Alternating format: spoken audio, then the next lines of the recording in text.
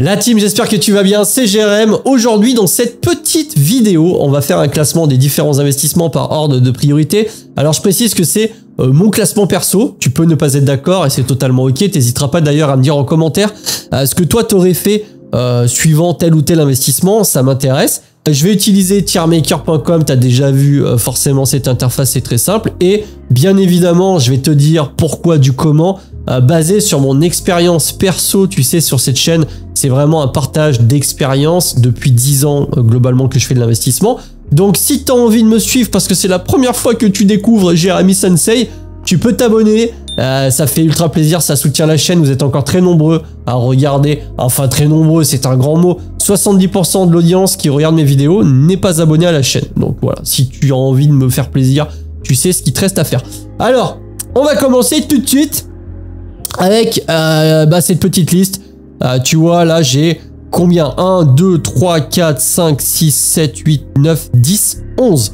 Donc, 11 catégories d'investissement qu'on va classer, eh bien, suivant la liste établie. Donc, ça, c'est moi qui ai fait la liste, hein, je vais pas te mentir.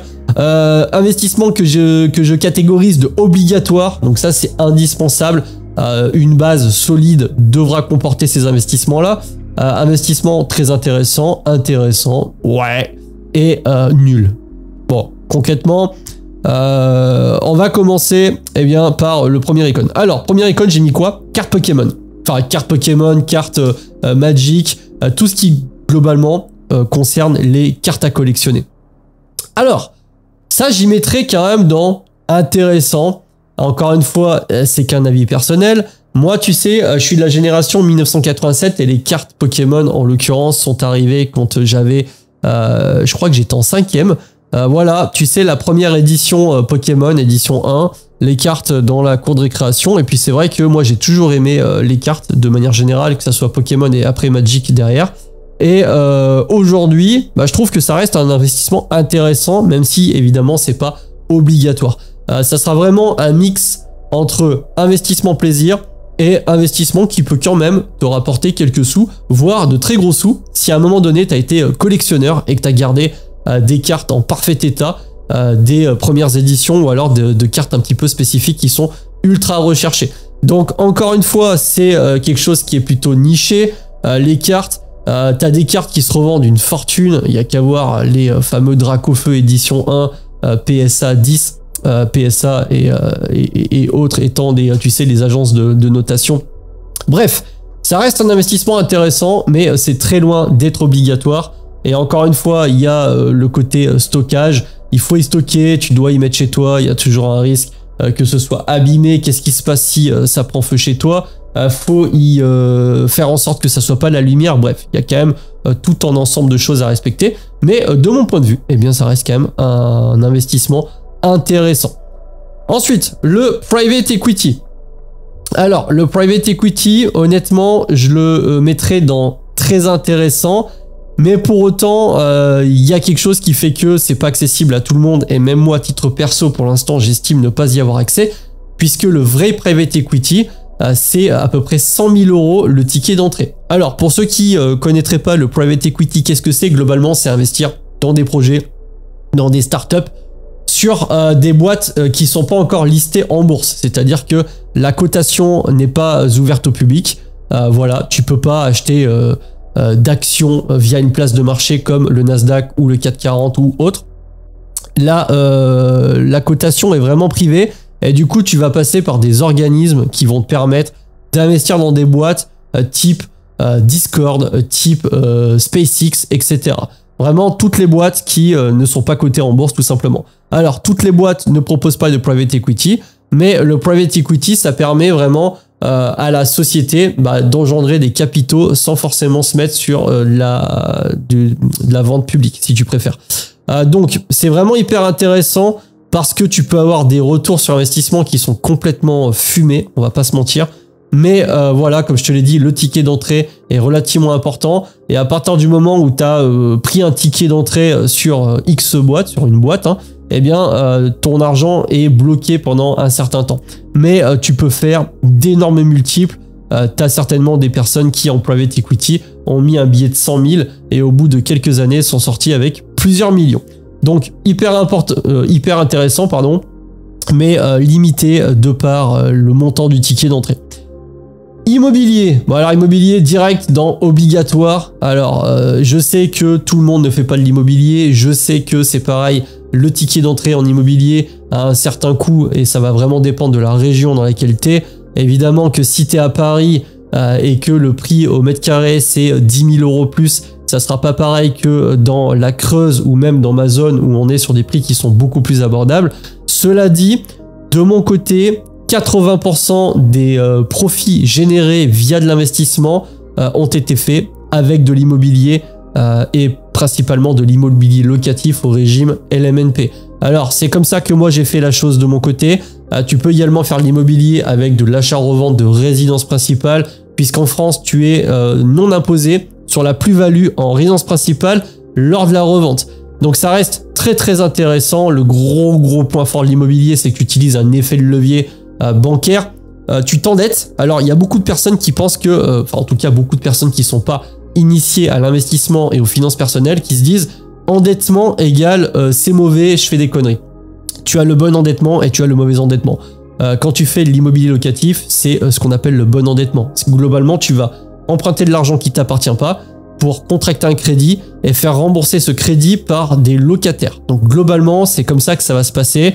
Si tu te démerdes bien et si tu as un petit peu de chance aussi sur les taux d'emprunt, tu vas te retrouver avec ce qu'on appelle un excédent de trésorerie qu'on va appeler cash flow. Concrètement, je te simplifie la chose. Tu achètes un immeuble de rapport qui a plusieurs appartements. Celui-ci va te coûter 1 000 €, toutes charges comprises avec le remboursement du crédit, etc. Et va t'en rapporter 2 000. Eh bien, tu vas avoir un excédent brut de trésorerie de 1 000 €. Voilà, c'est ce qu'on appelle le cash flow. Donc l'immobilier obligatoire, même si moi j'ai eu un peu de chance quand j'ai commencé en 2017, eh bien les taux étaient bas et on n'était pas vraiment sur la même politique au niveau des banques et on prêtait beaucoup plus facilement. Mais en tout cas, voilà, immobilier vraiment pour moi, c'est obligatoire. T'es pas obligé de posséder un parc de 200 appartements, mais si déjà tu commences à avoir 1 ou 2 appartements, voire mieux, immeubles de rapport, ça fera vraiment une très grosse différence. Ensuite, on a la bourse. Alors la bourse, c'est pareil, directement dans obligatoire. Pour moi, quand tu commences à te renseigner sur l'investissement, quand tu commences vraiment à développer un mindset où tu te dis que ça y est, tu veux investir, une des premières choses à faire, si ce n'est la première chose à faire, c'est, si tu es résident fiscal français, d'ouvrir un PEA et à contrario, eh bien, de prendre un ETF en compte titre. Donc, je suis pas en train de te dire que les ETF, c'est la solution à tout. D'ailleurs, ceci n'est pas un conseil en investissement, mais de mon expérience, quand tu n'y connais absolument rien, c'est quand même beaucoup plus facile d'aller sur de l'ETF et de commencer à investir, tu sais, une petite somme d'argent tous les mois, ne serait-ce que pour façonner son cerveau à l'investissement et comprendre un petit peu comment ça fonctionne. Mais la bourse, c'est vraiment, pour moi, s'il devrait y avoir que 2 investissements vraiment en mode pilier, socle de base, vraiment c'est ta dalle en béton armé qui va te permettre de construire ta tour d'ivoire, c'est la bourse et l'immobilier. Ces 2 investissements sont d'ailleurs complémentaires, notamment quand tu fais du cash flow immobilier. C'est exactement ce que je fais depuis des années. J'ai l'immobilier, comme je te l'ai expliqué sur cette chaîne, où je fais du cash flow tous les mois et je prends ce cash flow et je m'en sers pas pour augmenter mon niveau de vie, mais je le réinvestis en 100% dans la bourse. Et c'est comme ça que je fais grossir la boule de neige. Donc là, on parle de bourse de manière globale, mais ça sera surtout la partie action, puisque derrière, tu vas le voir, j'ai aussi la partie obligation.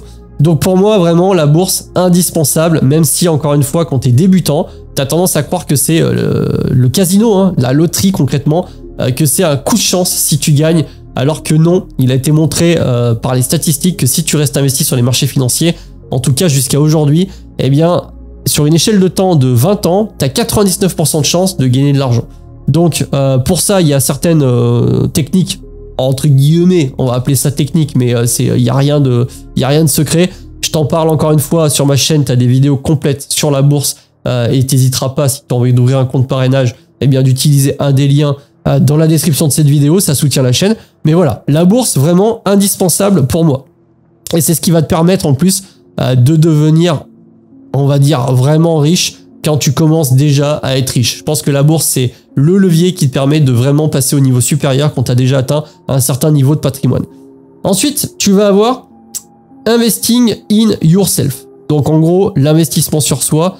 Donc ça, je te dirais que c'est presque même la base. Tu vois, on peut peut-être même le mettre tout à gauche, puisque l'investissement sur soi, c'est la base de tout. C'est-à-dire qu'avant même d'attaquer l'immobilier ou peu importe l'investissement, même si tu as 15 ans, tu peux commencer déjà à te former au travers de vidéos, comme tu peux le retrouver sur YouTube, au travers de podcasts, au travers de livres, de blogs, de tout ce que tu peux trouver sur la partie investissement.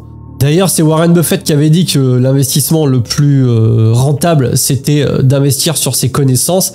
Et c'est bien vrai, puisque aujourd'hui, plus t'en sais, plus tu vas vite, entre guillemets. Imagine-toi que quelqu'un qui a fait 60 ans d'entrepreneuriat et d'investissement redémarre à ton niveau. Évidemment, même s'il a la même somme d'argent que toi à investir, parce qu'il a les connaissances et l'expérience, va aller mathématiquement beaucoup plus vite que toi. C'est une réalité. Moi, je me forme régulièrement, je regarde des vidéos, même si je suis pas d'accord avec tout ce que je vois et tout ce que je lis, mais ça a au moins le mérite de me donner un prisme global. Et après, à toi d'affiner tout simplement le domaine dans lequel tu veux progresser. Et il faut aussi avoir son libre arbitre, il faut pas forcément écouter tout ce qu'on dit, et c'est également le cas dans cette chaîne YouTube. C'est pas parce que je te le dis, Jérémy Sensei l'a dit sur YouTube, que forcément c'est vrai. Il faut aussi que tu aies ton propre avis, c'est vraiment important. Mais en tout cas, l'investissement sur soi, la priorité, et surtout qu'aujourd'hui, tu peux commencer à vraiment te former très correctement avec du contenu gratuit qui est disponible en quantité quasi illimitée. Ensuite, j'ai mis quoi? Les obligations. Alors, dans obligations, on va parler d'obligations d'État et aussi d'obligations d'entreprise globalement. Alors, je mettrai ça, de mon point de vue, sur très intéressant, mais pour l'instant pas obligatoire. Ça le deviendra peut-être quand j'aurai passé un certain niveau de patrimoine et aussi un certain âge. Mais pour l'instant, je le mets dans très intéressant, même si je suis pas fan et même si je possède que très peu d'obligations. Alors, il y a des gens qui vont me dire « Ah ouais, Jérôme, t'as des obligations, toi ?» Ouais, au travers de l'assurance vie, dans tout ce qui concerne les fonds euros et compagnie, t'as quand même une partie obligataire, mais ça doit représenter 0,001% du patrimoine au final. Ça reste intéressant puisque, comme son nom l'indique, les obligations, eh bien, ça sera obligé, entre guillemets, d'avoir le rendement du coupon pour lequel tu as signé, entre guillemets. Quand tu achètes un coupon obligataire sur 10 ans qui te garantit, je sais pas, 3,4% par an, tu les auras, surtout si c'est des obligations d'État. Les États n'ont pas intérêt à mettre en défaut les paiements parce que sinon, toute la confiance, elle tomberait à l'eau. Donc, obligations, très intéressant. À titre perso, j'investis pas pour l'instant sur les obligations parce que j'estime que les rendements actions sont beaucoup plus importants. Et quand je parle de rendement action, je parle bien sûr de rendement sur les ETF et notamment les ETF à levier comme je le fais particulièrement sur cette chaîne. Mais ça reste quand même un investissement très intéressant. Et d'ailleurs, dans les portefeuilles type Redalio, Allweiser et compagnie, on conseille systématiquement d'avoir un certain pourcentage d'obligations et c'est même, tu prends 100 moins ton âge et globalement, la différence, c'est la partie en obligataire que tu dois avoir. Globalement, si tu as 40 ans, tu devrais avoir 40% d'obligations et si tu as 80 ans, tu devrais avoir 80% d'obligations. Voilà, c'est une manière de se sécuriser, même si, comme je te l'ai dit, à titre perso, j'en ai pas parce que j'estime que sur la bourse, j'ai mieux à faire, mais ça ne reste encore une fois que mon avis personnel. Alors, les petits arbres, là, ça sera tout ce qui est terre agricole, tu sais, forêt, bref, t'achètes de la terre, mais pas forcément constructible. Tu vois, c'est vraiment différencié de l'immobilier. Alors, ça, j'y mettrais quand même dans intéressant. Ça reste intéressant, mais encore faut-il savoir pourquoi tu le fais. Si c'est un terrain que t'achètes pour sécuriser du bois ou des forêts parce que je sais pas, t'as prévu de monter un business de vente de bois de chauffage ou ne serait-ce que pour avoir des terres au cas où que ça soit la guerre mondiale et qu'il y ait des zombies partout et qu'on se retrouve dans Walking Dead et qu'il te faut un coin perdu en haut de la forêt, ça peut être intéressant. Je peux pas dire mouais parce que il y a un côté intéressant. Maintenant, à titre perso, j'ai absolument pas de terre agricole, j'ai absolument pas de forêt. Mais en tout cas, on peut pas dire que c'est pas intéressant. Et d'ailleurs, tu vas le voir dans la liste. Là, on parle bien de tier list investissement. Donc de base, je te spoil, mais il y aura rien dans nul. Parce que nul, ça serait un passif. Et dès lors que tu commences déjà à investir, même si c'est un support d'investissement qui n'est pas le meilleur du monde, tu es déjà dans une dynamique pour moi qui est plutôt positive. Ensuite, qu'est-ce qu'on a? Les jeux vidéo. Alors, les jeux vidéo, ça, je vais y placer encore une fois dans intéressant. Ça va vraiment dépendre des personnes. Moi, j'ai été un geek. Je suis toujours un peu geek sur les bords, mais j'ai été vraiment un gros geek. J'en ai déjà parlé plein de fois aussi sur cette chaîne. Je jouais à Counter-Strike, World of Warcraft, console, etc. Et j'ai vraiment eu une très très grosse période où j'ai geeké comme un porc, on va pas se mentir. C'est comme ça d'ailleurs que j'ai rencontré ce qui allait devenir par la suite des amis et qui m'a permis de lancer ma chaîne YouTube, puisque bah, c'est ces personnes-là qui sont également youtubeurs et qui l'ont été avant moi et qui m'ont dit Jérém, fais un YouTube. Mais les jeux vidéo, bah c'est un peu comme, je te dirais, les cartes Pokémon ou même les cartes Magic. C'est que il va y avoir certaines spécificités dans les jeux vidéo, des jeux qu'on appelle sous blister. Les vieux jeux, si t'es la même génération que moi, Nintendo, Sega Mega Drive, Super Nintendo avec les boîtes parfois en carton, etc. comme je l'ai déjà montré sur cette chaîne, qui vont prendre de la valeur et qui peuvent prendre beaucoup de valeur. À l'exemple du Super Mario Bros 1 avec, je crois que c'était une année spéciale qui a été vendue quasiment 1 million de $. Il était sous blister.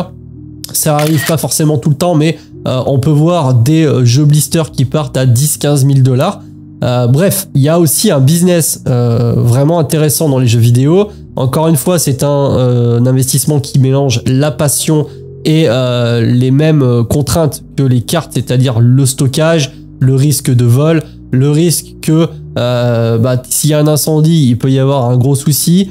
Tu fais tomber une boîte, elle s'abîme et on le sait, la cote, elle monte exponentiellement sur les cartes et les jeux qui sont vraiment parfaits, où tu n'as absolument aucun défaut, ni sur le blister et surtout sur le blister, ni sur la boîte. Bref, c'est encore une fois une thématique ultra nichée, mais moi je trouve ça intéressant parce que j'aime les jeux vidéo, j'adore les boîtes de jeux vidéo, les couleurs, etc., les designs, c'est vraiment quelque chose qui me fascine. Mais voilà, c'est pas indispensable, c'est pas obligatoire, mais je trouve que ça reste intéressant. Alors, maintenant, on va parler de l'or. Alors l'or, c'est un peu le dilemme là, tu vois. Est-ce qu'on y met dans très intéressant ou est-ce qu'on y met dans obligatoire? Alors je te dirais que l'or, ça ne produit pas de valeur. C'est-à-dire que si tu as une pièce d'or ou un lingot d'or aujourd'hui, bah, dans 1000 ans, le lingot d'or fera globalement la même taille, le même poids.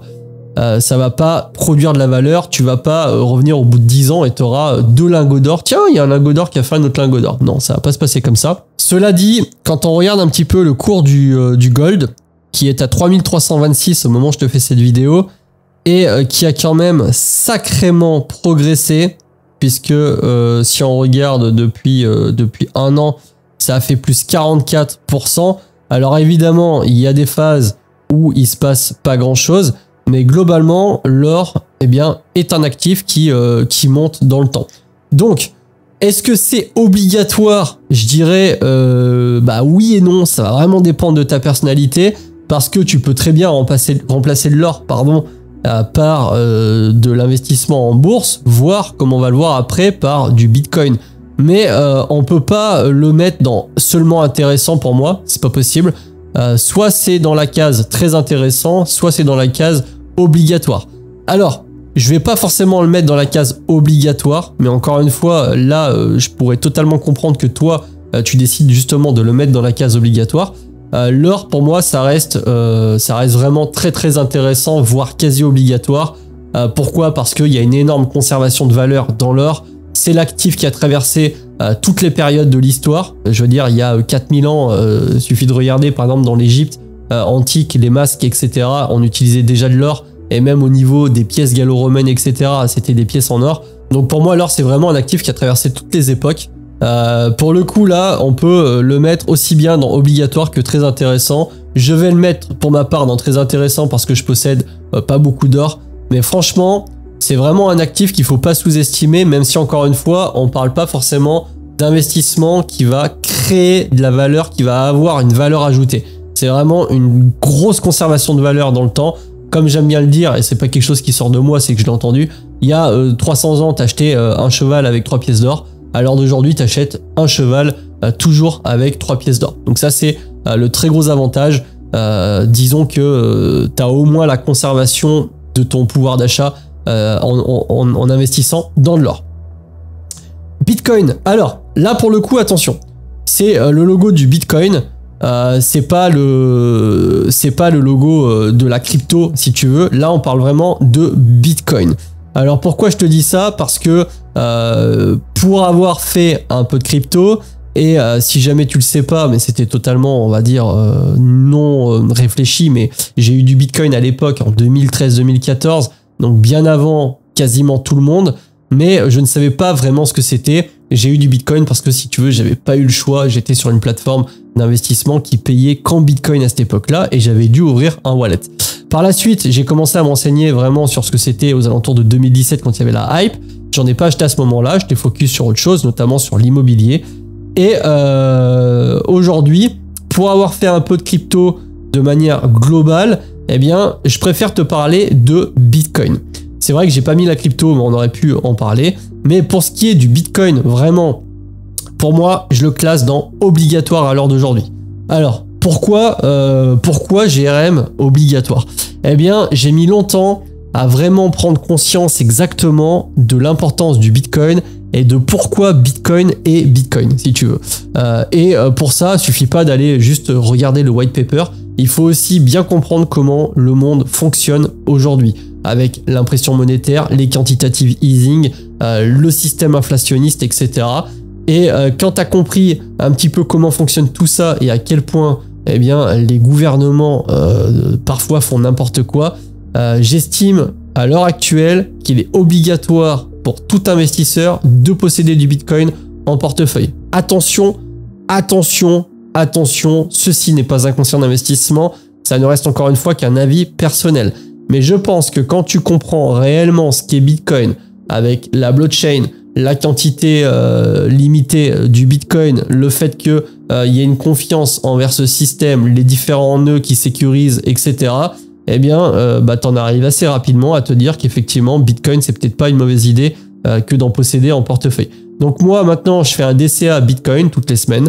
Voilà. Et alors, le DCA est pas hyper important. Pourquoi? Parce que j'ai vraiment envie de racheter les retracements, les grosses corrections Bitcoin. Bitcoin est un actif volatile, même s'il le devient de moins en moins dans le temps. Mais Bitcoin, pour moi, c'est vraiment obligatoire et ça fera partie des 3 éléments de base, les 3 piliers de faire de l'investissement, en tout cas d'un patrimoine d'investisseurs, à savoir immobilier, bourse, Bitcoin et pourquoi pas de l'or. Mais en tout cas, ces 3-là, c'est sûr, j'ai aucun doute sur le fait que pour moi, c'est obligatoire et c'est pour ça qu'à l'heure d'aujourd'hui, eh bien, j'en possède en portefeuille. Alors, le dernier investissement que j'ai mis, c'est un peu comme les cartes, etc. Et c'est pour ça eh bien, que je vais le mettre dans la partie intéressant, même si j'ai pas envie de le mettre dans mouais parce que ça serait un petit peu, je sais pas, ça serait un petit peu dénigrer l'investissement en soi, mais c'est un peu spécifique, le vin. Alors peut-être que tu as vu récemment le reportage sur Legend, sur Jack Chasseuil. 50 000 €, 15 000 €, Porto 31, 100 000 €, les vins du siècle, dans le même coffret. Ça, c'est un liquide de 1619. C'est la plus vieille. Celui qui a la plus grosse cave privée du monde, qui a une cave à plus de 100 millions d'euros de différents vins, whisky, cognac, etc. Accumulés au fil du temps. Alors le vin, c'est encore une fois très spécifique. Il y a le côté, faut entreposer les bouteilles. Tu t'amuses pas à acheter une bouteille à 15 000 € et à la mettre au fond de ton placard. Il y a une position, faut les tourner régulièrement. Si tu dois faire reboucher la bouteille, c'est-à-dire que si tu dois vraiment changer le bouchon, faut que tu ailles, suivant la qualité, le prestige de tes bouteilles, aller dans des caves spécifiques, etc. Bref, c'est un vrai business. Il y a toujours le risque de casse. Si tu as, je sais pas, un Pétrus 1960 et que tu le fais tomber la bouteille instantanément, c'est fini, etc. Mais ça n'en reste pas moins quelque chose d'intéressant pour tout ce qui est œnologie, ceux qui aiment bien l'alcool, les alcooliques si tu préfères. Non, je déconne. Mais ouais, si t'aimes bien ça, tu peux, pourquoi pas, je sais pas, à la naissance de ton fils, t'acheter une bouteille de whisky Macallan, un truc à 400 balles qui peut-être en voudra 4000 dans le temps. Mais bon, une bouteille d'1 litre, bah, tu vois bien la taille que ça fait. Tu vois vite que accumuler les bouteilles, ça peut être compliqué. Si demain tu dois déménager, tu as toujours le risque de casse, encore pire que les cartes Pokémon ou les jeux vidéo. Mais moi, je trouve ça fun. Je trouve ça intéressant. Alors là, tu peux te dire, parce qu'on arrive sur la fin de la vidéo, t'as rien mis dans mouais et dans nul. Comme je te l'ai dit, à partir du moment où c'est un investissement pour moi, tu peux pas dire ouais bof. Parce que ouais bof, ça serait acheter un truc complètement useless. Mais à partir du moment où c'est un investissement, ça reste de base, je trouve, intéressant. Et c'est peut-être mon côté optimiste qui va te parler ou qui parle. Mais moi, en tout cas, mon classement aujourd'hui serait celui-ci. Alors du coup, qu'est-ce que je possède à titre perso? Bah, je pense que j'ai des connaissances individuelles. J'ai de l'immobilier, actuellement encore 10 apparts et 2 commerces. J'ai de la bourse, on s'approche des 50 000 euros. J'ai du bitcoin, très peu, 1500 euros pour l'instant. J'ai pas de private equity. J'ai des obligations, ça doit représenter 100 balles. J'ai un petit peu d'or, pareil, ça doit représenter 2-3 000 euros, pas plus. J'ai quoi? J'ai un peu de cartes Pokémon, alors ça c'est vraiment mon côté geek. Au niveau des forêts et des terrains, bah, j'ai rien à titre perso. J'ai un peu de jeux vidéo, c'est des choses que j'ai accumulées dans le temps. Des jeux sous blister type GTA Vice City parce que j'étais fan et du coup je les ai rachetés à des prix complètement dérisoires à l'époque, on parlait de 15 euros, etc. Et j'ai pas de vin ou de whisky sauf des bouteilles pour l'apéro. Mais en tout cas, je n'ai pas de vin de conservation qui prennent de la valeur dans le temps. Et 98% de mon patrimoine investi se trouve dans l'immobilier et la bourse, dont bien 80% dans l'immobilier. Voilà pour cette tier list, j'espère que ça t'a plu et que le format, certes un peu différent, bah, t'as quand même aimé. N'hésite pas à me dire en commentaire ce que t'en as pensé. Et puis, moi je te retrouve dans une prochaine vidéo, je vais te laisser avec un petit guide, pas forcément bourse, mais sur la liberté financière. Voilà, comment j'ai fait pour l'atteindre, c'est juste ici. C'était Jérém, je te dis à la prochaine, salut.